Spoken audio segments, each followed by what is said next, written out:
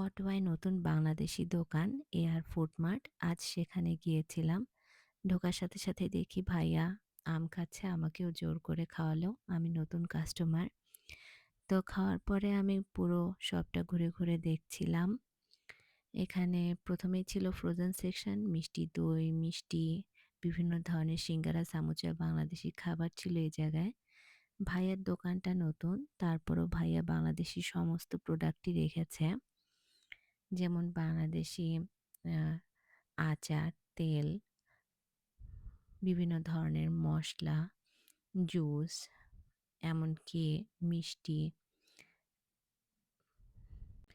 সেমাই, আটা, চাউল, বিভিন্ন ধরনের আচার সবই ছিল।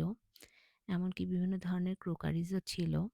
আমি ভাপা পিঠা তৈরি করার জন্য সার্চ করছিলাম, সেটাও পেয়ে গেছি। ভাইয়ার এখানে বিভিন্ন মাছ ছিল। মাছের সেকশনে ছোট বড় মাছ, এমনকি শুঁটকি মাছ, বিভিন্ন মাছের ডিম সবই ছিল। ভাইয়াকে আমি জিজ্ঞাসা করেছিলাম, আগে থেকে ফোন করে রাখলে ভাইয়া মাছের আঁশ ছাড়াই দেয়, এমনকি মাছ কেটেও রাখে।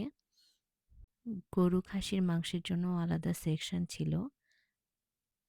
তো আমি মাছের সেকশন থেকে বাসার জন্য কয়েক পদের মাছ নিয়ে নিয়েছি। আর বাসার জন্য কিছু সবজিও নিয়েছি। আমি নিয়েছিলাম পাবদা মাছ, বাটা মাছ আর ইলিশ মাছ ৫ টা। এটার একটা প্যাকেজ পাওয়া যাচ্ছিল, এজন্য নিয়েছি। আর বাংলাদেশি রূপচাঁদা মাছ ছিল ১ প্যাকেট, সেটারও প্যাকেজ ছিল, পাওয়া যাচ্ছিল। ইলিশ মাছের ডিম আর কিছু সবজি নিয়েছি, যেমন সিম, কাঁকরোল এইসব।